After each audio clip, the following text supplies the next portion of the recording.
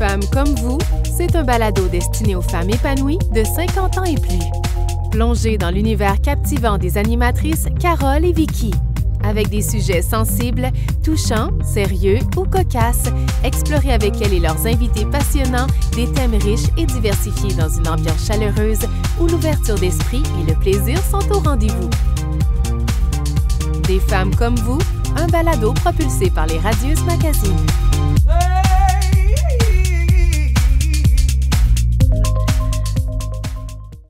Bienvenue à Des femmes comme vous. Bonjour Carole. Bonjour Vicky, ça va bien? Ça va super bien. Écoute, on a un sujet aujourd'hui vraiment intéressant et je crois que ça va intéresser beaucoup, beaucoup de monde. Alors, on veut parler aujourd'hui de proche aidance et pas très loin d'Alzheimer et des troubles neurocognitifs. Sais-tu, Carole, ben, tu le sais parce qu'on s'en est parlé, puis on a eu cette statistique-là qui nous a un peu troublés, je te dirais. 72% des femmes sont des proches aidantes. Et en plus, 72% des personnes atteintes de l'Alzheimer sont des femmes. Oui, mais effectivement, c'est 72%, puis ça nous a vraiment surprise, mais en même temps, quand on regarde autour de nous, les gens qui s'occupent beaucoup, entre autres, de leurs parents, on voit que c'est souvent les filles. Alors, ça nous a été confirmé par notre invité. Oui, ben en fait, en direct d'Alma, Guylaine Thériault est avec nous. Guylaine, tu es conseillère multisite en déploiement régional multisite à l'appui. Elle appuie pour les proches aidants. Alors, bonjour et bienvenue. Bonjour à vous deux. Merci de l'invitation. Oui. Et merci d'avoir accepté parce que vraiment, là, tu es une source inépuisable d'informations sur le sujet qu'on va traiter aujourd'hui. Oui, vraiment, t'as une belle expérience. On est vraiment heureuse d'avoir fait ta rencontre pour aborder ce sujet-là, qu'on connaît parce que Carole va en parler un petit peu plus parce qu'elle est touchée aussi plus directement par le sujet des proches aidants et d'Alzheimer, les deux sujets en fait. Et puis, j'aimerais que tu nous parles avant qu'on débute la conversation là-dessus, qu'on aborde ces thèmes-là, que tu nous parles plus de ton expérience. Tu as différentes expériences qui touchent les thèmes. J'aimerais ça que tu nous en parles, puis de ton rôle aussi à l'appui. Ben merci, bien sûr, avec plaisir. En fait, c'est que, vous savez, la maladie d'Alzheimer a été un sujet qui a été très longtemps tabou. Alors, moi, j'ai fait des études en psychologie et quand je suis sortie de l'école, de l'université, c'était dans les années, un petit peu avant les années 90, j'ai côtoyé, si vous voulez, dans une urgence, des personnes qui souffraient ce qu'on appelait de démence. Et souvent, on ne savait pas trop à quoi associer cela. Fait que moi, ça m'a commencé à m'intéresser. Et bon, ben, les choses ont fait que je suis déménagée au Lac-Saint-Jean. Et à ce moment-là, j'ai eu un poste d'adjointe à la recherche sur les maladies d'Alzheimer. Donc, moi, mon rôle était dans le fond, de faire passer des tests de psychométrie à des personnes atteintes de la maladie d'Alzheimer, probable ou possible à l'époque. Et là, on parle vraiment là, c'était en fait un centre de recherche, c'était le centre de recherche Côte-des-Neiges à Montréal, qui faisait la recherche ici au Saguenay-Lac-Saint-Jean avec des gens du Saguenay-Lac-Saint-Jean, parce qu'on pensait qu'à l'époque, c'était l'aluminium qui pouvait être responsable de cette maladie-là. Et exactement, à cause justement de certaines usines. Mais ça, je peux vous dire que déjà, c'est démenti avec les recherches. Je suis très contente que tu me dises ça, hein, parce que j'ai grandi à côté de l'Alcan. Oui. Donc, ça me rassure, oui. Oui, exactement. Alors, c'est autre chose, alors, Vicky. C'est autre chose, on en parlera une autre fois, d'accord? Alors, ce qui a fait... Guylaine, excuse-moi, mais c'était aussi il y a 30 ans, là, on n'en parlait pas tant que ça. Hein? Pas du tout. C'était... Non, c'était... en fait, c'était un mot très tabou. On le chuchotait parce que ça avait toujours un lien avec la démence, la folie, quelqu'un qui, tu sais, souvent on disait, bon, ben la personne, elle retourne en enfance. C'était un peu caché, c'était pas quelque chose de très populaire, si vous voulez. Et on ne connaissait pas du tout, dans le fond, comment le diagnostiquer. On ne savait pas non plus d'où ça pouvait venir, cette maladie-là. Donc, il y a des chercheurs qui ont commencé à s'en intéresser. Et moi, j'ai participé à ces recherches-là. Et je pense que ce qui m'a amené à travailler davantage avec les proches aidants, c'est parce qu'à l'époque, bon, les familles nous amenaient leurs proches. Et là, une fois qu'on avait passé nos gros tests, ils nous disaient, bon, ben, qu'est-ce que je peux faire? Quelqu'un peux-tu m'aider? Peux-tu avoir de l'information? Et moi, j'étais un peu démunie. Je me disais, non, ben, je veux dire, votre CLSC, peut-être. Alors, je me suis rendu compte que les familles n'avaient pas de support. Et ça m'a touché beaucoup parce qu'ils étaient démunis et ils se faisaient souvent dire, écoutez, gardez-le à la maison, puis quand vous pourrez plus, vous le placerez. Alors, c'était Mhm. assez, c'était répandu, cette façon de travailler comme ça. Ouais. Et bon, ma carrière m'a amené à ce moment-là à travailler avec la Société Alzheimer du Saguenay-Lac-Saint-Jean. Donc, dans les années 90, j'ai continué un peu la recherche, mais je me suis attachée à la Société Alzheimer et c'est là qu'on s'est aperçu que les proches avaient vraiment besoin d'informations. On a créé à ce moment-là des groupes de soutien. On a créé de la formation. J'ai eu la chance d'écrire un guide aussi qui permettait d'expliquer les symptômes de la maladie Mhm. et peut-être aussi de donner des trucs pour faire face à certains comportements déroutants. Et de fil en aiguille, ben, j'ai été une trentaine d'années, ça fait 30 ans dans le fond que je suis en lien avec la maladie d'Alzheimer et les proches aidants. Et maintenant, ben, je travaille pour l'appui, ce qui me réjouit beaucoup parce que je peux, dans le fond, étendre un peu plus mes compétences et l'aide que Mhm. je peux apporter parce que l'appui, dans le fond, c'est un organisme qui aide beaucoup les organismes, si vous voulez, les organisations communautaires à développer des projets, des programmes, des services. Puis ça, c'est toujours en lien avec les proches aidants d'aînés. On a été 10 ans avec les proches aidants d'aînés. Tout récemment, maintenant, on vient de faire des appels de projets pour aider maintenant les proches aidants, ce qu'on appelle tout proche aidant. Donc, OK. ça peut être Ça pourrait être des des parents qui ont des enfants, là, exemple, lourdement handicapés ou qui ont des problèmes quand même assez lourds puis qui doivent vivre ça au quotidien. Alors, est-ce que cette clientèle-là est admissible maintenant à l'appui? Oui, Oui. absolument, OK. absolument. Alors OK. là, dans le fond, moi, je suis conseillère en déploiement régional. J'aide les gens à faire, les organismes à développer ces projets-là et on finance aussi. On est un bailleur de fonds. Et ça se passe partout sur le Québec, au Québec. Mhm. OK. Et il y a un beau service aussi qui a été développé depuis plus de 10 ans. Ça s'appelle l'Info Aidant. Et ça, c'est un service téléphonique qui permet à des proches aidants de téléphoner pour avoir de l'information, à savoir qu'est-ce qui se passe dans ma région, dans ma municipalité, où est-ce que je peux développer, où est-ce que je peux prendre contact pour avoir de l'aide. Alors, c'est un très gros service. Il donne la formation aussi avec Info Aidant. Alors, c'est une multitude de services qui font que maintenant, les proches aidants sont mieux outillés. Ils ont des filets de sécurité pour se parer, dans le fond, au grand danger qui est de s'épuiser soi-même. Dis-moi, Par- Guylaine, je m'excuse de t'interrompre parce qu'on Oui, parle depuis tantôt de proche aidant. Peut-être que ce serait bon de définir c'est quoi un proche aidant parce que absolument. quand on a eu notre pré-entrevue la semaine dernière, puis je te racontais un petit peu mon histoire, puis je me disais, ben moi, je suis pas vraiment une proche aidante. Puis tu me dis, non, non, non, non, Carole, tu es une proche aidante.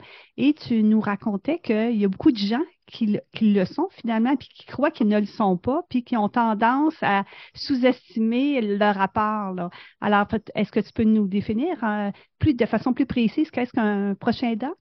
Oui, absolument. Alors, un proche aidant, c'est une personne, c'est toutes les personnes qui apportent un soutien à un ou à plusieurs membres de son entourage qui présentent une incapacité temporaire ou permanente de nature physique, psychologique, psychosociale ou autre, peu importe leur âge et leur milieu de vie, avec qui elles partagent un lien affectif, familial ou non. Apporte aussi, pardon, le soutien apporté est continu ou occasionnel, à court ou à long terme, et est offert à titre non professionnel, non rémunéré. OK. Alors, tu sais, oui, on a nos parents qui vieillissent, on va les appeler, ça c'est tout à fait correct, on va les visiter, c'est bien, mais à partir du moment où on doit superviser certaines choses parce qu'on s'aperçoit que ça peut nuire à sa qualité de vie, par exemple, dans le cas d'une personne qui est atteinte d'un trouble neurocognitif, ou en ouvrant le frigo, on s'aperçoit que, oh, il y a des aliments qui sont périmés, On s'aperçoit que, bon, il y a des objets qui se retrouvent dans le frigo puis qui ne devraient pas être là. On s'aperçoit que, bon, il y a un rappel de payer ses comptes. Ça peut être la personne s'est égarée en conduisant sa voiture. Alors, voyez-vous, là, ça devient une aide beaucoup plus Soutenu. présente et Ouais. soutenue. Alors là, ce que tu es en train de nous dire également, c'est les symptômes, les premiers symptômes de ces troubles-là, Ben d'une oui, certaine c'est façon. oui, Oui, oui, effectivement. Parce que ouais. quand on parle de la maladie d'Alzheimer, parce que vous savez, on parle des troubles neurocognitifs majeurs, mais dans tous les troubles cognitifs majeurs qu'on retrouve, la plus grosse portion, entre 70 et 80 ce sont des diagnostics de maladie d'Alzheimer. Mm. Donc, il y a d'autres formes de troubles neurocognitifs. On parle de la maladie à corps de Lewy, on peut parler de démence, ce qu'on appelle vasculaire. Il y a des troubles ce qu'on appelle temporofrontal. Il y a quand même plusieurs sortes de formes, si vous voulez, de démence. C'est pas un beau mot, là, le mot démence, mais c'est pour ça qu'on le remplace Mm. surtout par trouble neurocognitif majeur. Mais la plus répandue, c'est la maladie d'Alzheimer et c'est une maladie, pour la majorité de toutes, c'est très insidieux. Donc, ça commence tranquillement. Les gens s'en aperçoivent pas du tout. Sauf que quand le diagnostic est donné, souvent la personne a commencé il y a une quinzaine, même voire une vingtaine d'années. C'est pour vous dire à quel point c'est extrêmement, je le redis, si C'est insidieux. Dieu. Mhm. On s'en aperçoit pas beaucoup. C'est des petits oublis. Quand ça devient des oublis qu'on fait pour comme tout le monde, tout le monde en fait des oublis.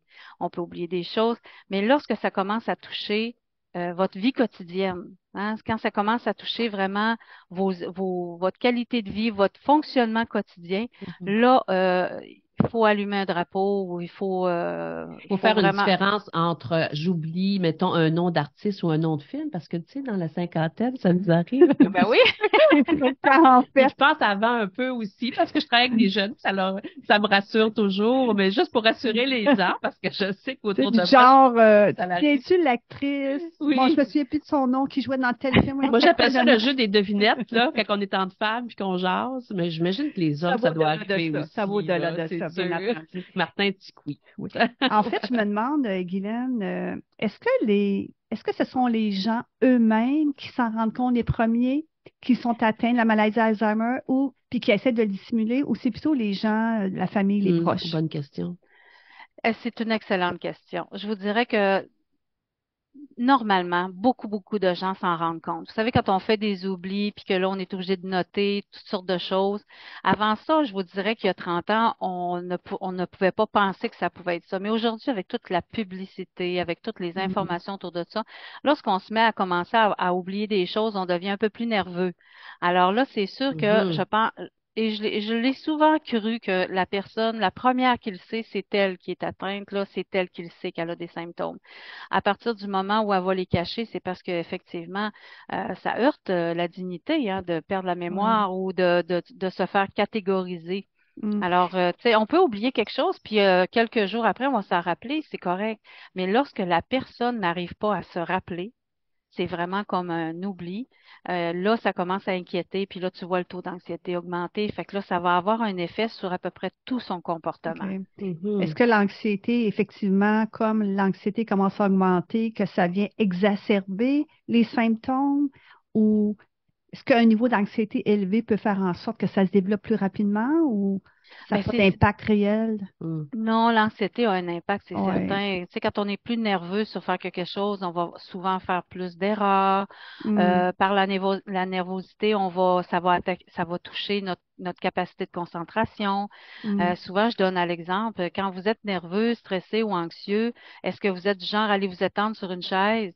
Non. Généralement, on va bouger, on va chercher à faire des choses. L'anxiété provoque souvent des symptômes plus évidents. OK. Et OK. c'est chez tout le monde en réalité. OK. Tu disais il y a quelques minutes que, tu sais, je te posais la question si c'était la personne elle-même qui s'en doutait en premier. Tu disais oui, dans bien des cas. Ça me fait penser donc à ma mère, parce que moi, ma mère, on a reçu un diagnostic il y a à peu près 1 an et demi. On se doutait qu'elle devait avoir l'Alzheimer ou en tout cas un trouble quelconque, là, parce qu'elle avait certains comportements, au-delà des oublis, elle avait certains comportements ou paroles qui n'était pas nécessairement sensé, si je puis m'exprimer ici. Puis, et effectivement, je crois bien qu'elle voulait le cacher parce que dans les dernières années, mon frère, qui habite plus près d'elle, de chez elle, voulait aller chez le médecin avec elle parce qu'on se doutait qu'il y avait quelque chose, puis elle refusait. Elle disait, non, tu n'entres pas dans le bureau du médecin, donc elle devait s'en douter, puis elle ne voulait pas l'admettre, là. J'imagine que la plupart des gens, c'est quand même pas facile à admettre de se rendre compte de ça parce qu'on parle tellement de cette maladie-là, puis on sait que c'est loin d'être joyeux. Puis effectivement, c'est une maladie aussi qui, ton état dégénère aussi, puis c'est irréversible. Mais effectivement, je crois bien qu'elle a voulu nous le cacher, mais ça a duré quand même plusieurs années. Et comme je t'expliquais l'autre fois, c'est pour ça que je te demandais c'est quoi les symptômes, parce que ce qui est arrivé, ma mère, elle avait quand même un tempérament assez fort, puis quand elle parlait, elle n'avait pas toujours le filtre qu'il fallait. Alors, donc, puis on se disait, bon, elle vieillit, c'est peut-être que ces aspects-là, sa personnalité je sais pas comment pourrais-je dire, Sont plus accentués. étaient plus accentués. Et bon, on se disait, bon, c'est maman, puis là, ben, elle vieillit, puis bon, tu sais, là, en vieillissant, les gens souvent disent, ben là, moi, je suis comme ça, puis prenez-moi comme je suis. Mais à un moment donné, c'est ça, il y avait, là, à un moment donné, elle disait des choses, puis je me souviens qu'avec mon frère, on avait une conversation, j'ai dit, là, il faut faire de quoi, parce que ça n'a pas de bon sens. Puis là, il disait, non, non, non, c'est normal, elle vieillit.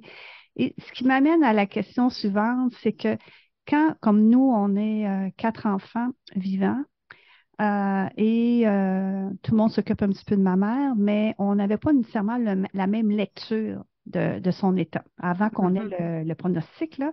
Oui. Et moi, j'avais tendance, c'est moi qui habite la plus loin, tout ça, puis je disais, il y a quelque chose qui ne marche pas, là. Je pense qu'il faut faire vérifier ça. Il faut préparer aussi les papiers légaux, etc. Il faut préparer le terrain. Puis j'avais mon frère, entre autres, qui disait, ben non, non, tu te fais des idées, c'est normal à son âge qu'elle ait des réactions comme ça ou qu'elle oublie. Alors, je présume que dans les différentes familles qui sont touchées par un proche qui a cette maladie-là, ça doit être assez fréquent là, que les gens n'ont pas nécessairement la même lecture, puis qu'il y en a qui sont peut-être dans le déni, puis il y en a d'autres qui sont peut-être un peu plus clairvoyants. Est-ce que c'est quelque chose, puis ça peut créer des conflits. Est-ce que c'est quelque chose que tu observes? Ah oui, majoritairement du temps, Ouais. effectivement. OK.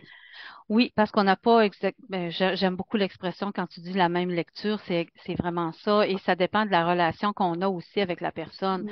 Quand on visite notre proche régulièrement, je pense que parfois il y a des petites choses qu'on ne voit pas, et quand on le visite de façon moins fréquente, là on dirait qu'il y a des éléments qui peuvent surgir puis nous questionner. Par exemple, tu peux parler avec ta mère et puis là, tu te rends compte que dans la conversation d'une heure, elle t'a demandé 10 fois la même chose, alors que toi, tu y as répondu 10 fois la même chose. Et là, tu poses la question, alors que par un autre enfant pourrait faire autre chose. Il peut aller faire son épicerie avec elle, il peut marcher. Ça dépend de ce que vous faites. Parce que OK. la maladie d'Alzheimer, ce n'est pas un seul élément. C'est Mhm. un ensemble d'éléments au niveau du langage, de la mémoire à court terme, au niveau du jugement, les papiers. Puis ils sont, tu sais, les gens qui ont des symptômes de la maladie sont capables aussi d'expliquer pourquoi ils font telle chose. Ah, j'ai pas bien dormi cette nuit. Donc Trouve tu une vas justification, en oui, fait. oui, oui. Ah oui, il Ouais. trouve des justifications. Alors, si, exemple, ton frère arrive chez lui, puis là, il s'aperçoit que, je sais pas, la vaisselle est pas faite, ça fait plusieurs jours, puis c'est un petit peu en désordre, puis généralement, elle était très en ordre, ben, elle peut lui dire, tu sais, je suis fatiguée, là. Tu sais, je me suis reposée, je suis fatiguée. Mhm. Fait que ça, on le verra pas tout de suite. Voyez-vous, on ne verra pas que ce comportement-là commence à changer. Et OK. souvent, quand on les visite de façon un petit peu plus puis quand on les visite pas trop longtemps, ils se forcent vraiment là, à rester Mhm. très allumés. Présent, oui, Mais oui. si vous passez la journée avec elles, vous allez voir que les faiblesses, là, tous les écarts, je vous dirais, au niveau des troubles OK. cognitifs vont commencer à apparaître. OK. Alors, c'est vraiment, puis c'est pour ça que je vous dis que c'est insidieux. Faut avoir une attention particulière parce qu'on s'attend pas à ça chez nos parents. On Oui, veut oui. pas Puis ça, puis on s'en attend pas. ce qui est Ouais. difficile aussi, c'est que les gens sont capables quand même de de vivre, de se débrouiller avec cette Oui, maladie-là pour un grand bout. oui, Et puis, par contre, le fait de le savoir, de le diagnostiquer le plus tôt possible, c'est sûr que c'est confrontant. Tu le disais tout à l'heure, c'est confrontant pour la personne et je veux bien croire, facilement croire ça. Mais le fait de, tu sais, Carole, vous l'avez su sur le tard, est-ce que l'avoir su au préalable, un peu plus tôt, parce que ta mère a 90 ans maintenant, Oui. l'avoir su un petit peu plus tôt, est-ce que dans certaines situations, ça vous aurait aidé, ça aurait aidé et ta mère et vous comme proche aidant? Ben, en fait, la question sous-jacente à ça pour moi, puis c'est une excellente question, c'est du moment, on observait des choses quand même, même si on n'avait pas tout à fait la même lecture, comme je le disais précédemment, mais comment on aborde, si justement on observe des choses chez notre parent, par exemple, comment on aborde ce sujet-là avec notre parent? Pas évident, tu sais, parce non. que je sais C'est pas, extrêmement délicat. parce que c'est sûr que depuis qu'elle a eu elle a subi un choc émotionnel important il y a 1 an et demi, ce qui a fait qu'elle est allée à l'hôpital et que là, ils ont passé des différents tests et c'est là qu'on a eu la confirmation qu'elle Exact. avait l'Alzheimer. Mhm. Donc, à partir de ce moment-là, elle était médicamentée et depuis, il y a eu un changement majeur en termes, puis positif, en termes d'attitude. Alors, l'agressivité qu'elle avait, je ne sais pas si c'est un signe d'Alzheimer, mais elle avait beaucoup d'agressivité. Mhm. Alors ça, c'est complètement parti. Elle était plus douce, plus calme. Et c'est sûr que ses problèmes de mémoire se sont accentués. Là, c'est clair. Quand tu dis dans une après-midi, tu te fais poser une dizaine de fois la question, moi, je pourrais te dire que quand je vais la voir, à tous les 2 dimanches, je passe 2h30, 3 heures avec elle. Puis à tout bout de champ, elle me demande quel âge que j'ai, Carole, donc. Quel âge que j'ai? Puis là, je dis, tu as Mhm. 90 ans. 90 ans? C'est bien pour ça que je suis comme ça. Oui, 10 secondes après. Quel âge que j'ai, donc, Carole? Avec toujours la même intonation comme si c'était la première fois. tout à fait. Alors, donc, ça s'est vraiment accentué, mais en termes là, de dire des choses qui sont insensées ou des choses qui sont pas, Qui peuvent comment être je dirais, blessantes aussi, oui, qui peuvent être j'imagine. blessantes, Oui. mais incohérentes. Mhm. Oui. Alors, elle ne dit plus de choses incohérentes vraiment. Elle est douce. Toute son agressivité est partie. Alors, moi, j'associe ça au fait qu'elle prend des médicaments.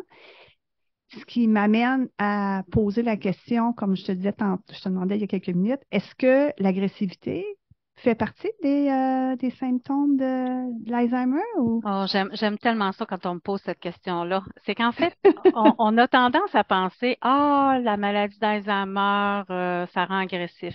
Alors, je vais vous faire voir autre chose. C'est OK. que souvent, la maladie d'Alzheimer, c'est plus une réaction c'est réactif. Ce n'est pas de l'agressivité, ce n'est pas tourné vers les personnes, c'est souvent tourné vers elles-mêmes. Tu sais, quand tu n'arrives pas à exprimer ce que tu veux exprimer, quand tu n'arrives pas à te faire comprendre, quand tu comprends pas non plus ce que les autres veulent te Ah dire, ouais. forcément, Une perte ça de va patience. heurter Ouais. exactement. Alors, Mhm. la personne n'est pas réactive. Dans le fond, moi, elle n'est pas agressive, elle est réactive à quelque chose. OK. Et c'est ça qui fait qu'à un moment donné, il faut comme regarder ça autrement. En fait, là, quand on est fâché, là, parce que c'est de la colère en réalité, puis la colère, ben, Mhm. on en vit tous, et de Mhm. la peine, on en vit tous, parce que ce sont des êtres de relation. Lorsque la maladie d'Alzheimer prend beaucoup de place, ça devient des êtres de relation. Donc, si elle est fâchée sur quelque chose, ben, c'est peut-être parce qu'elle cherche quelque chose, puis elle ne le trouve pas, puis elle ne se rappelle pas qu'elle cherche quelque chose, mais elle a le sentiment de chercher quelque chose. OK? Mais C'est Mhm. ça, quand l'émotion elle te reste dit là. oui, ça je comprends, mais quand elle te dit des mots blessants, parce que j'ai Oui, entendu plusieurs personnes oui, autour de moi, Mhm. puis même on en oui. a Oui. discuté la semaine dernière, Mhm. qu'elle va dire là, des choses méchantes, Méchante. blessantes, même aux gens qui s'occupent d'elle. Oui, Il y a des C'est, paranoïas alors là, aussi, c'est hein. pas Oui. contre oui. elle, Oui. j'imagine, si non? En fait, c'est son mécanisme de défense à elle. Puis OK. faut comprendre que, honnêtement, là, vous savez, il y a des gens là, qui ont été extrêmement pieux toute leur vie, ça n'a jamais sacré, ils n'ont jamais dit des Mhm. mots méchants. Et là, la maladie fait qu'à un moment donné, tous les filtres tombent. Parce OK. que les mots euh, sont plus accessibles comme avant. Fait qu'on dirait que ça devient comme, c'est comme garroché. Donc, ils vont se servir de mots. euh, Qui viennent tout de suite à leur Ils esprit. viennent tout de suite à leur esprit. Alors, c'est pour ça qu'à un moment donné, vous allez entendre quelqu'un qui va dire t'es folle, alors que c'est pas ça qu'elle voulait dire. Fiche-moi la paix. C'est comme on dirait si ces mots-là étaient devenus les seuls moyens de communiquer avec elle. Alors, OK. c'est ça qu'il faut comprendre aussi.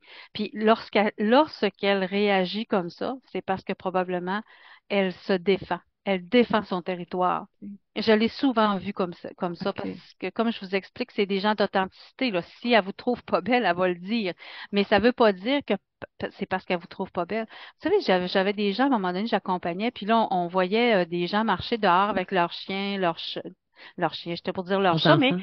euh, mais il y avait plusieurs personnes qui disaient, oh, regarde la madame qui marche avec son beau petit chat. Là, tu disais, non, c'est un chien. Ah oui, oui, oui, c'est ça que je voulais dire. Vous savez, la mémoire fait qu'à un moment donné, le vocabulaire tombe aussi. La maladie efface tout ce OK. que la OK. communication et ça devient souvent des mots qui n'ont pas tout à fait de sens, des discours qui sont OK. incohérents parce que c'est comme si on parlait d'une autre langue.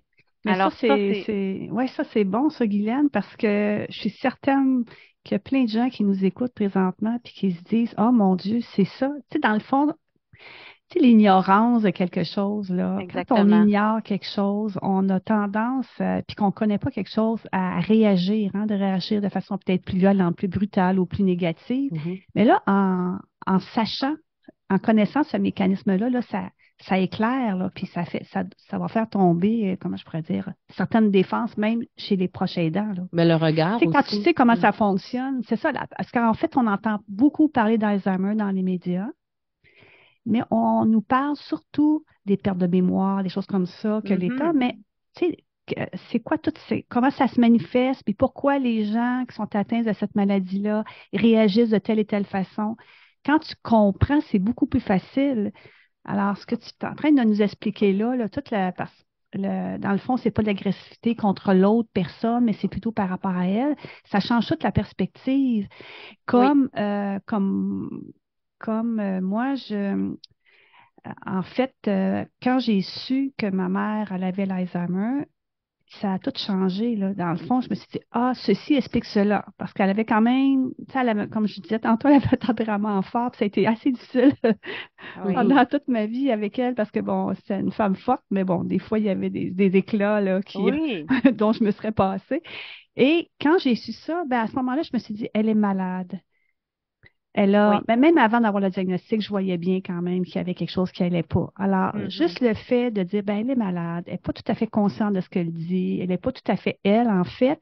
Moi, j'ai changé mon attitude à partir de ce moment-là.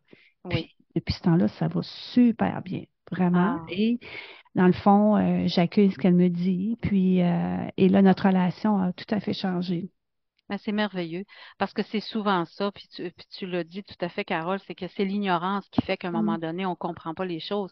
Puis honnêtement, le nerf de la guerre avec cette maladie-là, c'est qu'il faut aller chercher et la comprendre. C'est quoi cette maladie-là? Parce que voyez-vous, lorsque je vous parle, bon, lorsque les filtres tombent, ben, il y a le jugement aussi, le raisonnement qui Mm. est plus aussi accessible qu'avant. Les gens perdent leur faculté cognitive, mais de façon un peu différente parce qu'on est devant chaque personne. Chaque personne est différente. Mhm. Et quand on regarde trop la maladie, ben on voit que les pertes. Alors Ouais. que si on regarde aussi la personne Mm. elle-même, on s'aperçoit qu'il y a plein de choses qu'elle est encore capable de faire. Et Ouais. toi, tu as compris, Carole, que c'était inutile, dans le fond, de se chicaner avec elle, c'était inutile de l'ostiner, parce que 5 secondes ou 10 secondes plus tard, Mm. c'était complètement oublié. Alors toi, tu l'as accueilli en disant, ben moi, je vais l'accueillir dans ce qu'elle est, elle. Et c'est ça, je pense, la beauté de la maladie. C'est pas une beauté, cette maladie-là, mais c'est, comme je vous dis, ce sont des aides de relation. Si vous arrivez près d'eux de bonne humeur, puis qu'elle n'est pas de bonne humeur, ben c'est parce qu'elle aussi, elle vit des émotions. Ouais. Alors, il faut apprendre à désamorcer ça, cette Mhm. mauvaise humeur-là, puis la remplacer par de quoi de le fun. Fait que souvent, je dis aux familles ou aux proches aidants, ben, si vous avez peur d'arriver puis qu'elle est de mauvaise humeur, ayez dans votre sac à main un petit quelque chose qui va changer cette émotion-là, Qui soit va la faire sourire, qui va la faire oui, rire. exactement, Ouais, ouais. qui va changer son humeur. Tu sais, je veux dire, quand on reconnaît chez l'autre personne qu'elle est fâchée, déjà, puis ça, c'est chacun de nous, là. si vous arrivez de travailler un soir puis vous n'êtes pas de bonne humeur, votre journée a été vraiment catastrophique, puis quelqu'un vous dit ça va pas, hein, je le vois bien que ça va pas, plutôt que de dire ben demain ça va être un autre jour. C'est-tu plate de se faire dire ça? Alors Mhm. que là, tu vas Ouais. accueillir, tu es accueilli dans ton émotion. Ben, c'est la même chose pour une Mhm. personne qui est atteinte de la maladie d'Alzheimer. Il faut l'accueillir dans sa peine. Puis quand tu es de bonne humeur, ben, tant mieux, profitons-en. Mais quand tu as de la peine, quand tu es anxieuse, quand elle est en colère, il faut essayer de voir comment on peut désamorcer cette émotion-là pour la rendre plus le fun. Oui, d'où l'importance de bien le comprendre et de savoir c'est quoi. Donc, tantôt, on parlait du pronostic, comment on fait pour voir, tu sais, on posait la question, quand il y a les premiers signes, comment on fait pour l'aborder avec la personne ou même avec les gens autour. Oui, Euh, oui, J'aimerais ça que tu nous en parles un petit peu oui. plus parce que, bon, là, il y a l'état où on a le diagnostic, mais avant le diagnostic, comment on fait? Comment on Puis, fait? il faut aller chercher de l'aide. Je pense que c'est ça qu'on veut mettre en lumière aussi, là, d'apprendre, d'en savoir plus puis d'être Oui. capable d'aller un petit peu plus loin là-dedans, puis d'avoir une meilleure attitude, en fait. Ben, en fait, on a deux catégories souvent de gens là, qui veulent, enfin, qui font le déni. On a, vous savez que chez la maladie d'Alzheimer, on la rencontre aussi chez des plus jeunes, hein. Oui. Oui. Ce n'est pas axé que pour les Mhm. aînés. On a des cas dans la quarantaine. Quand quelqu'un commence à avoir des symptômes dans la quarantaine, je pense que ces gens-là n'hésiteront pas. Ils vont aller voir le médecin déjà parce que la précocité va faire qu'on va mieux se préparer et on va mieux s'adapter. Mais Mhm. quand on a 85 ans, on n'a pas envie d'aller chez le docteur et se faire dire qu'on a l'Alzheimer parce que dans leur tête, ça veut dire qu'ils vont me placer. Oui. Souvent, Ouais. c'est ça. C'est Ben la oui. peur de se faire sortir de sa maison, la peur de que les autres prennent soin, en fait, qu'elle- que les autres Avec, prennent soin d'elle, puis c'est pas ça ouais. qu'elle veut. Mm. Hein, vous savez, on Mais se le c'est dira pas légitime, assez. hein, Ben, c'est les gens Ben veulent légitime, oui, hein, rester c'est sûr. autonomes, hein. Ben Il y a oui, une c'est question de normal. ben dignité oui. aussi, là, hein, dans le Ah, fond, de voir que c'est tes enfants qui s'occupent de toi, hein. C'est comme le rôle inverse, là.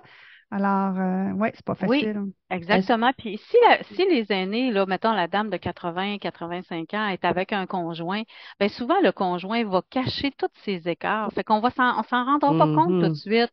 Et Mm. puis il va dire non, non, ça va bien. Puis c'est normal, on vieillit. Puis c'est pas grave si elle fait de la soupe poule à nouilles, puis au lieu de mettre de l'eau, elle met du lait dedans. Puis tu sais, il y a toutes sortes de petites affaires là, tu sais, S'accommode, Ouais. qui s'accommode vont de tout ça. s'accommoder de tout ça Ouais. Parce que le conjoint ne jusqu'à veut ce pas que, rester tout seul aussi, c'est ça? ben Ouais, jusqu'à ce que ça soit exactement. dangereux, en fait. Ouais, c'est ça.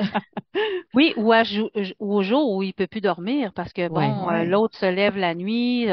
Bon, ben on le sait, l'hiver c'est tellement dangereux. Ils peuvent sortir dehors, là ils se mettent à barrer les portes. Tu sais, et on se rend compte que il y a comme une espèce de chimie qui se crée au niveau de ce couple-là.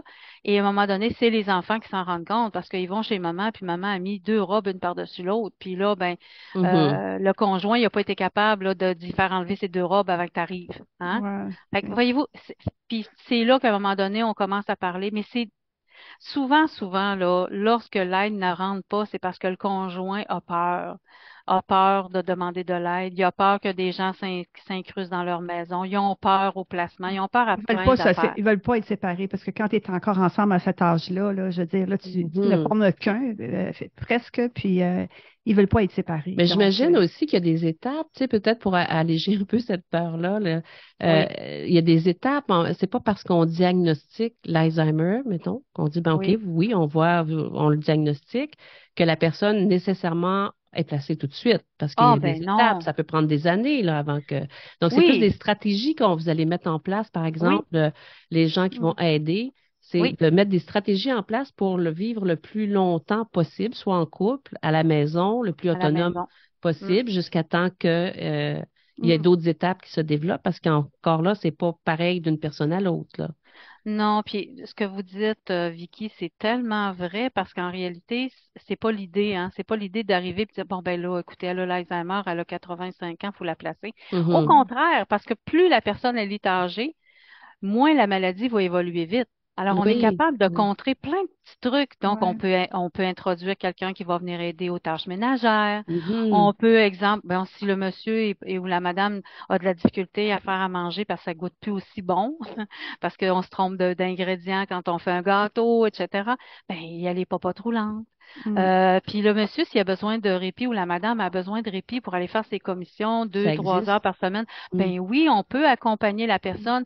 Puis c'est pas nécessairement de la surveillance. On va s'occuper de la personne qui est C'est de atteinte de la la proche maladie. aidance, finalement, là. C'est Oui, C'est ça. aider les proches oui, aidants. Ouais. oui. Là, La on proche est en train aidance pour d'aider un les... proche aidant. Puis Oui. tu sais, c'est pas du gardiennage. Ça a été longtemps utilisé. Ah, Ouais. ben là, on va Mhm. le garder. C'est tellement infantilisant que les gens ont peur de ça. Ouais. Fait qu'on appelle ça Je maintenant du comprends. répit-stimulation. On va stimuler la personne. Moi, là, quand on va à domicile chez une dame, puis c'est l'été, on s'assoit pas sa galerie 3 heures de temps en jasant. On peut l'amener prendre une crème molle, on peut marcher, on peut faire des casse-têtes, on peut faire du Mm. bricolage. Là, on est en train de stimuler une personne. Et qu'est-ce que ça fait? Ben, c'est parce que ça préserve son autonomie. C'est merveilleux. Et c'est ça qui fait que le maintien à domicile va être prolongé.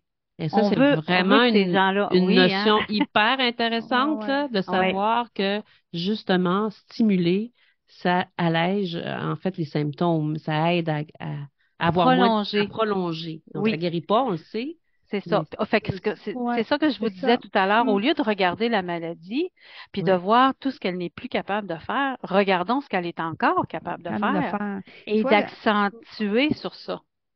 quand je vais voir ma mère, je joue aux cartes avec elle. Puis, quand on commence, on joue toujours le même jeu, ce qui est beau. Oui, Et quand on commence à jouer, là, elle me dit, rappelle-moi déjà c'est quoi, là, mais au bout voilà. de 30 secondes, une minute, elle s'en souvient. C'est sûr qu'elle est peut-être moins allumée qu'avant. Ma mère, c'était une joueuse redoutable toute sa vie, là, quand il fallait qu'elle gagne. Mais ouais. vraiment, elle se débrouille très, très, très bien. Donc, t'en profites, dans le fond, pour gagner, c'est ça, hein? J'ai commencé à gagner avec ma mère. Ouais, c'est pour ça que j'aime ça jouer aux cartes avec elle. Non, mais trêve de plaisanterie, il en demeure pas moins que c'est là, puis je pense que c'est important effectivement de faire des activités comme ça. Ben, premièrement, c'est le fun, ça y fait passer son temps. Sinon, quand on n'est pas là, elle fait rien, là.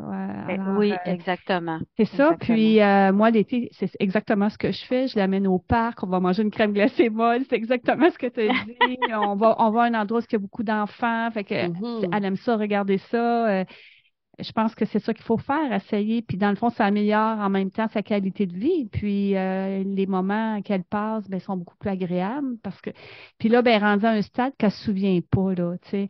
Oui, Mais moi, je me dis, ben, au moment présent, C'est le quand je moment voilà. suis avec présent. elle, elle est Exact. contente, elle fait quelque chose, puis il faut pas se dire, parce que des fois, on entend ça, mais ça donne rien d'aller la voir, de toute façon, elle ne me reconnaît Mhm. pas. Oui. Ça ne donne rien. De toute façon, elle s'en souviendra pas. Même si tu ne l'as pas appelée Carole, c'est pas grave, elle ne se souvient pas. On me dit ça, moi, là, les dernières semaines, derniers mois. C'est pas grave de ne pas l'appeler. Elle s'en souviendra pas de toute façon. Je dis oui, mais au moment où je l'appelle, elle me dit toujours, ah, que je suis contente. Tu es Il y la a un seule qui sentiment. m'appelle. Je suis pas la seule, là, mais tu sais, Oui, ça me fait oui. tellement de bien. On parle 5 minutes parce qu'elle n'a rien à raconter, puis elle ne se souvient pas, mais quand même, sur le moment présent. En tout cas, moi, je maintiens ça, là. Ah, c'est ça. Ben, Carole, c'est ça. C'est ça, le. Mhm. Et vois-tu comment toi, en étant une proche aidante, comment c'est plaisant aussi pour toi? T'es pas c'est sûr que ça fait de la peine, c'est certain, mais tu profites de ces beaux moments-là. Puis, j'aimerais ajouter quelque chose. Quand tu dis, bon, elle s'en rappelle pas quand je joue au ski beau, faut que j'y rappelle. Ben, ça, on appelle ça amorcer. OK? Si tu le fais à chaque fois, Mhm. c'est comme si tu instaurais une certaine routine. Ouais, Et à un moment donné, peut-être que là, elle sera plus capable de le faire, mais ça va être autre chose. On va faire ouais. autre chose. Ça va être Mm. peut-être de regarder des revues, de jouer, de faire un casse-tête. Tu sais, tu lui donnes le morceau, puis elle va le placer. Moi, je pense que c'est ça qui est le fun, c'est de profiter de ce moment présent-là, parce que, ben, ils ne vivent que pour ça. C'est le moment présent, c'est le maintenant. Tu sais, tantôt, je te demandais, puis je t'ai posé une question, puis on est allé ailleurs, puis c'était correct, là, mais je vais y revenir parce que ça va rejoindre la dernière question de Vicky. Puis là, quand on s'en rend compte autour, on commence à s'en rendre compte, là, Mhm. comment On le aborder le dit. sujet? Hein? Oui. On a esquivé un Oui, peu la oui. question. Oui, Je trouve ça important Oui. parce que pour les gens qui nous écoutent, Mhm. Guylaine, là, c'est oui, comme dire, ben c'est là, vrai. parce que nous, on y a pensé. C'est une patate Puis, chaude aussi en en même fait, temps. Mhm. c'est pas facile pour Mhm. personne, mais en nous, on se dit, la famille est tellement orgueilleuse, notre mère. Tu sais, Oui. Mhm. comment on peut l'approcher puis, Mais est-ce que tu voudrais as-tu lui un dire moyen? maintenant? Pardon? Est-ce que tu aimerais lui Non, annoncer non, maintenant non, ou avant? je parle Avant. avant, non, pas là, OK. C'est ça, les gens qui vivent mais au ça là, début, là, les présentement. gens Là. qui Au début. commencent, Oui. tu nous as parlé des signes précurseurs. Alors, Oui, quand oui. les gens commencent à s'en rendre compte, mais ça n'a pas été nommé, ça n'a pas été Oui. diagnostiqué, puis tu veux amener voir ta mère, tu veux amener voir le médecin, tu veux que ta Oui. mère ou ton père ou la personne Oui. aille voir le médecin, puis elle ne veut pas, OK. et puis tu penses que ça serait une bonne chose pour elle. Comment on aborde? Parce Bon, que je suis certaine qu'il y a des gens qui nous écoutent et disent, mais oui, c'est c'est ça. Oui, c'est difficile. Par où qu'on Bon, commence? par où Oui. qu'on commence, oui.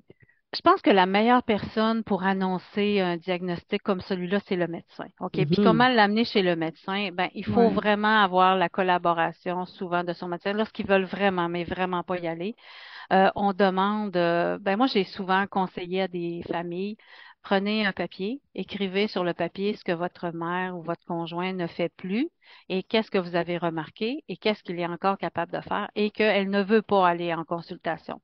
Alors la plupart des médecins vont collaborer en disant, OK, on va lui demander un rendez-vous, puis ça peut être un rendez-vous de routine, hein, tu sais, tout Annuel, le oui. monde annuel, etc. Mhm. Et quand elle va arriver chez le médecin, ça peut arriver que des fois, elles veulent même pas qu'on entre avec elle dans le bureau, mais le Mhm. médecin va être déjà au courant. Donc, lui, il va s'occuper de poser quelques questions. C'est parce qu'un diagnostic, vous savez, d'Alzheimer, c'est comme, ça se diagnostique pas comme ça non plus. C'est encore par critère d'exclusion. Fait qu'il va faire passer une batterie de tests pour voir s'il n'y a pas du diabète, Mhm. pour voir s'il n'y a pas une carence en vitamine B12. Alors, on va faire passer plein de tests, puis après ça, si tout est tout beau, puis que là, on fait passer quelques tests de psychométrie, puis on s'aperçoit qu'il y a un problème, le diagnostic va être posé. Mais ça se fait pas comme ça en arrivant au, Ouais. Non, non, non. tu sais. Donc, c'est pour ça que faut que ça devienne un test de routine. Tu sais. Et souvent, c'est quand la secrétaire téléphone puis qui dit, bon, ben le docteur, je vais dire, docteur Thériault veut vous voir, c'est votre test annuel, ben souvent, ça va beaucoup, beaucoup aider. Alors là, on peut proposer à notre mère, notre conjoint, est-ce que tu aimerais que je t'accompagne? Ça me ferait plaisir. Ben, des fois, ils vont dire oui, puis des fois, ils vont dire non. Mais il va falloir les respecter là-dedans. Et c'est Est-ce une que des choses. excuse-moi, mais le médecin, tu disais tantôt, mais qu'on note sur une feuille tout ce qu'on observe, Mhm. et tu envoies ça au médecin d'avant? Avant. Ben Tu lui oui. envoies. OK. Oui. C'est lui qui va Parce faire que ça. nous, son médecin, il voulait pas, en tout cas, ça n'a pas été facile, là. On avait, mais Ah non? peut-être, on n'a pas, je pense qu'on n'a pas utilisé cette stratégie-là. On ne savait Mhm. pas qu'on pouvait faire ça, je pense. On essayait d'avoir de l'information, mais évidemment, c'est confidentiel, hein, Oui, des il ne peut pas dossiers. donner Il ne peut pas donner de l'information, l'information, mais le toi, tu peux médecin. donner de l'information. Ouais, C'est ça c'est Ben qui ça. oui, est toi, tu peux en la donner. démarche Ouais, inverse. c'est eux qui ne peuvent pas nous en donner. Oui. Exactement. Mais tu Ouais. sais, je veux dire, mais vous savez que de plus en plus, les médecins vont collaborer avec les proches aidants. Ils Ouais. s'aperçoivent que les proches aidants, ben, c'est les personnes les mieux placées, justement, pour accompagner une personne qui a des troubles neurocognitifs. On est sur tout plein de comités maintenant avec les GMF, le plan Alzheimer au niveau du ministère. Le ministère là, de la Santé et des Services sociaux se préoccupe beaucoup maintenant des proches aidants. On veut les reconnaître, mais il faut Mhm. les impliquer aussi dans le processus. Oui. Et ça, c'est quelque chose qui est un peu, je vous dirais, ça s'amorce, là, OK, de Ça plus en évolue plus. tranquillement, oui, c'est Beaucoup, ça. Ouais. Hein. beaucoup. Oui. Vous savez, ils ont même mis sur pied maintenant, ça s'appelle des coordonnateurs de proches aidants. Dans toutes les CIUS au Québec, il y a des coordonnateurs de proches aidants qui, eux, vont aller répertorier les organismes qui offrent OK. des services aux proches aidants Sur chacun des et territoires. informer les proches aidants que ça existe. Alors, on se rend compte maintenant que les proches aidants doivent être dans le processus. La pandémie, là, ça a allumé du monde aussi. Oui, Mhm. absolument. Hein, vous Tout à savez, fait. Parce qu'effectivement, au début, ben, personne ne pouvait aller dans les hôpitaux là, quand on était dans le gros de la Oui. crise. Puis après, ben, on a vu l'impact que ça a eu sur les personnes qui étaient en Oui, résidence, l'impact notamment. psychologique et Puis tout. moi, j'ai vu ma mère aussi dépérir Mhm. pendant cette période-là. Puis après, ils ont dit, hey, non, non, on a besoin, on va faire il y a une personne, un proche aidant, je pense que par famille, qui avait droit d'y aller, mais ça a eu un impact majeur. Puis moi, je trouve ça effectivement que depuis la pandémie, on en parle vraiment beaucoup de la proche aidance. C'est justement, c'est non seulement parce que moi, je le vis présentement que Vicky et moi avons pensé par traiter de ce sujet-là aujourd'hui, mais aussi parce qu'on en parle beaucoup. Là, je veux dire, c'est répandu et c'est une bonne oui, chose parce que, évidemment, plus on en parle, plus on va faire tomber des tabous, plus les gens vont savoir comment agir. Puis je pense que le truc que tu as donné tantôt, ben, le truc, c'est peut-être pas le mot adéquat, La là, mais la stratégie. stratégie Oui. plutôt, oui. Oui, Donc, d'écrire au médecin, ben déjà là, oui. Ça peut parce être que une prise, nous, on oui. n'a même pas pensé à ça, c'est pour Mhm. dire, Ah, hein. j'en Tu sais, ai même une, quand j'en on ai même écoute, une deuxième oui, stratégie. vas-y donc. Parce que, tu sais, C'est des fois, il y gratuit. en a qui vont dire, ben moi, j'en ai pas de médecin de famille, je peux pas Oui. faire ça. Ouais, Bon, alors, ce qu'on fait maintenant, et ça, c'est de plus en plus répandu, je vous disais, c'est que si vous allez vous-même chez le médecin, vous allez rencontrer une infirmière ou une infirmière spécialisée, une clinicienne, et que vous leur parlez de votre état, vous dites, moi, je suis inquiète pour ma mère, je suis inquiète pour mon conjoint, il veut pas venir voir le médecin. Là, j'agis à titre de proche aidante parce que je m'occupe de plein de choses. Comment je peux faire pour qu'il puisse voir mon médecin ou un médecin? Ah Et oui. c'est là que l'infirmière, la travailleuse sociale, va mettre en branle un référencement OK, et ça va, vous allez être communiqué par quelqu'un. Il y a quelqu'un qui va vous téléphoner, OK, Mhm. que vous ayez un diagnostic ou pas, là. OK, Vous êtes dans l'étape, OK?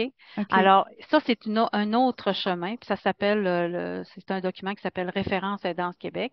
Et ça, c'est maintenant, les professionnels vont avoir, ils ont une plateforme et ils peuvent référer un proche aidant à une organisation qui va les aider ou qui va les informer.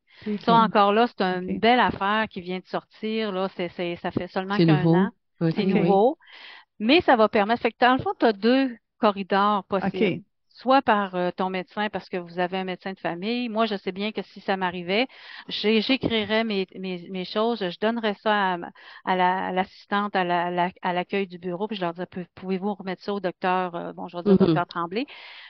Et docteur Tremblay, normalement, va lire mes affaires et là, elle va comprendre que et sinon, c'est moi qui va prendre mon rendez-vous et je vais en parler à mon médecin et je vais OK, dire, moi, je suis inquiète OK. et je voudrais que quelqu'un m'aide à ce qu'elle vienne passer un test.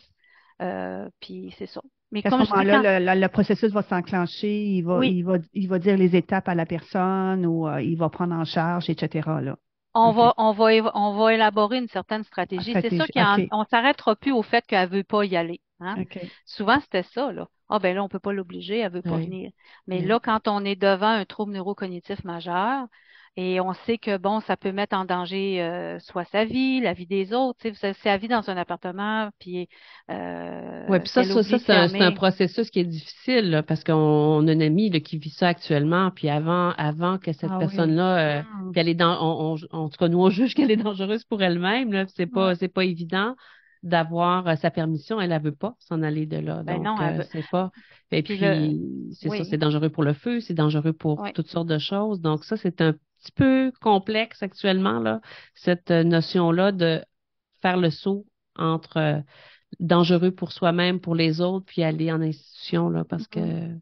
on est rendu J'ai assez une, loin. et j'ai une troisième stratégie, Oui, c'est de Allons-y. communiquer, c'est de avec. communiquer à la Société Alzheimer de votre région.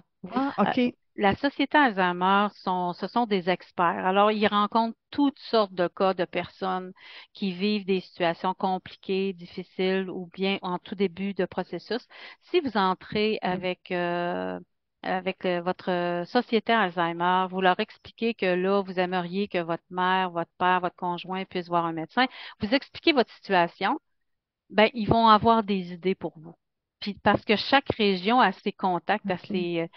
à son mode Alors, de fonctionnement. peu Fait que, tu sais, importe là si c'est Alzheimer ou pas, en fait, on le sait pas encore. on le Ouais. sait pas. Donc c'est Pe- problème neurocognitif Cognitif, ouais. et difficultés qu'on voit Oui, apparaître, on peut perte Ouais. communiquer. d'autonomie. Lorsqu'il y a une perte OK. d'autonomie, c'est clair qu'il y a Ouais. quelque chose. Puis OK. OK. si c'est pas eux qui sont les mieux placés, ben ils vont vous Ils vont référer. référer à d'autres. Donc, Fait il y que a si de vous l'aide qui avez, existe, là. Il y a ah vraiment des oui, ressources, puis oui, Parce que le premier ouais. réflexe, c'est peut-être pas d'appeler l'Alzheimer. Moi, je suis Non, pas sûre que c'est j'aurais eu drôle ce qu'on réflexe-là. n'a pas Ouais. pensé à ça. Tu sais, on essayait de régler ça par nous-mêmes. On ouais. était un petit peu dépourvus parce qu'on dirait que tu en entends parler, mais quand tu le vis, toi, c'est comme, Je sais je pas sais par pas, où on aller, dirait hein. que, ouais, on dirait qu'on n'a plus ces Mais là, on a des réflexes-là. pistes Mais là, on a vraiment des aujourd'hui, bonnes là, pistes, puis, vraiment. ouais, moi, Et l'appui, quand est-ce qu'on vous appelle? On peut appeler l'appui aussi, Ben, quelqu'un ça de pourrait être ça. l'appui? Oui, Oui, c'est si vous, ça. admettons, vous savez pas trop vous dirigez, vous savez pas trop vers qui aller, ben oui, vous pouvez appeler un service qui s'appelle Info Aidant. Vous avez juste à taper l'appui.org, là. Tous les téléphones ou Ah Info oui. Aidant, vous allez avoir les coordonnées et eux, ils vont vous répondre tout de suite. Ils sont ouverts de 8 heures le matin à 8 heures le soir, 7 jours sur 7. Alors, D'accord. tu sais, Bon Dieu. vous allez OK. expliquer votre profil, puis ils vont vous dire, oui, voici les organismes vers qui vous pourriez vous tourner. Ils vont vous donner une liste de téléphone, ils vont vous écouter, puis ils vont vous Mhm. donner des références. Moi, j'aurais envie de te demander, Guylaine, avant de terminer, si tu avais un conseil à donner là, à quelqu'un qui est proche aidant ou qui est en voie de le devenir là, par la force des choses, ça serait quoi? Pour y faciliter la tâche, mais aussi que ça soit plus facile émotivement aussi. Ah, ben ça, je le dirai jamais assez. La première chose, c'est aller vous chercher de l'information. Mm. Faites une démarche en ce sens-là. Et je pense que la meilleure porte à cogner en ce moment, quand vous pensez que votre proche ou que la personne a un diagnostic, ce sont les sociétés Alzheimer en partant, parce qu'ils sont vraiment spécialisés là-dedans. Ils vont vous offrir soit de l'écoute individuelle, ils vont vous offrir de participer à des cafés-rencontres puis pouvoir jaser avec des gens qui vivent la même réalité ou semblable à vous. Ils vont vous proposer de la formation. Ça a l'air, hein, on pense, oh, la formation, c'est tellement important parce Mm. que il faut être capable de regarder la maladie à travers les yeux de la personne qui en souffre, ce qui va faire que par la suite, vous allez avoir un regard différent Mhm. et vous allez être un proche aidant qui allait apprendre à vous protéger. Fait que c'est vraiment très important de faire ça. Si vous n'avez pas, vous savez pas comment rejoindre votre société Alzheimer, appelez Info Aidant, ils vont vous diriger. Mais de Oui. grâce, ne restez pas tout seul. Puis Ne si restez même pas si dans vous êtes, l'ignorance et tout Mm. non, seul. non. Oui. Ouais, Puis ouais. si vous êtes 8 membres d'une même famille, puis vous n'êtes pas d'accord, faites votre processus quand C'était même ma à deux. deuxième question Oui, de conclusion. Effectivement, oui, parce que ça, Domine, c'est Guylaine. un autre Ouais. enjeu, c'est un autre enjeu. Tu sais, non, on a parlé pendant que tu parlais, mais donc, quand il y a une discorde dans la famille, on fait quoi? Oui. Ben, la discorde, c'est sûr que c'est difficile. Souvent, la discorde fait que chaque individu le voit différemment. Hein. Ça, c'est comme s'ostiner sur un parti politique. Ouais. Chacun ne voit pas la Ouais, même affaire. ouais. Alors, c'est important, je pense, d'essayer de respecter le rythme de l'autre. Il y a un membre de ma famille qui est pas capable d'aller voir maman parce qu'elle a trop de peine. Ben, on la juge pas. On Mm. va l'accompagner là-dedans, on va respecter son choix, mais peut-être lui conseiller, si elle veut, d'aller chercher un peu d'informations. Je pense qu'il y a des choses Informer qu'on la peut famille faire. aussi. Ouais. Informer la famille. Vous Ouais. savez que souvent, je sais que pour l'avoir fait, parce que vous le savez, j'ai travaillé très longtemps au niveau des sociétés Alzheimer, on rencontrait aussi les familles ensemble. Alors, quand on est capable d'avoir une rencontre familiale, puis Mhm. on se fait C'est aussi expliquer, puis on se fait possible. dire les mêmes affaires, hey, oui, c'est possible. OK. Il y a aujourd'hui, avec Teams, avec le Zoom, C'est on peut vrai. rencontrer tous les membres de la famille. Tout à fait. Mm. Et Ouais. ça change aussi le portrait d'un proche aidant. Il y en a qui vont dire, ben moi, je suis incapable de parler avec maman, je suis trop émotive, mais je pourrais m'occuper de ses comptes. Oui, c'est ça, distribuer Alors, Ouais. les Répartir les tâches. tâches. répartir les Ouais. tâches, Exactement. effectivement. OK. Ça, Parce que oui, parce que des fois, c'est dans, sur du long terme, hein, faut pas oublier ah que c'est pas oui, juste un an, là, ça Non, peut non. durer 20 non, ans, tout oui, ça. Ouais. J'ai une amie exactement. qui le fait, effectivement, son œuvre dans la famille, et Mm. ça fait 20, 30 ans qu'ils le font. Alors, c'est Mm. vraiment, puis leurs parents sont encore à domicile. Ouais. Donc, ça, Oui, c'est vraiment génial là, de pouvoir, c'est Ouais. difficile. Je sais pas que c'est très difficile pour les gens qui s'en occupent, mais oui, on pourrait en parler tellement longtemps, Guylaine. oui. Peut-être qu'on en fera un deuxième. Ah, Écoute, avec on en a plaisir. besoin. Un grand merci, hein, vraiment, de t'être Merci. prêté à ce balado-là. On voit toute l'importance que ça a d'être bien informé, d'aller chercher de l'aide. Là, on parle de ce sujet-là, mais mon Dieu, dans toutes sortes de Oui. choses de notre vie, Mm. hein, c'est vraiment la même recette qu'il faut faire, mais il faut se le répéter, il faut se le dire. Oui, Alors, les gens qui sont proches, qui sont dans ces problématiques-là ou dans ces questionnements-là, n'hésitez pas. Je pense que Guylaine t'a donné des super conseils. Et puis, Des nous, bonnes c'est ressources certaine, aussi. des bonnes ressources. Puis, je suis Mm. certaine qu'on va se revoir. Je pense que je vais aller te dire salut quand je vais aller au Saguenay. Je vais aller te faire oui, une petite visite. Puis, ben merci. Voilà, ça termine notre balado. Oui, merci, Guylaine. Nous vous invitons à communiquer avec nous, vos commentaires, vos suggestions, toujours à la même adresse info@commercialdesfemmescomvous.ca. Merci à notre technicien Martin Dubé et les Radieuses Magazine pour leur précieuse collaboration pour la réalisation et la diffusion de ce balado. Et surtout, merci à vous, chers auditeurs et auditrices. Carole, Oui, merci à toi aussi, Vicky. oui, Alors, on se dit toujours assez agréable. À la à prochaine. la prochaine.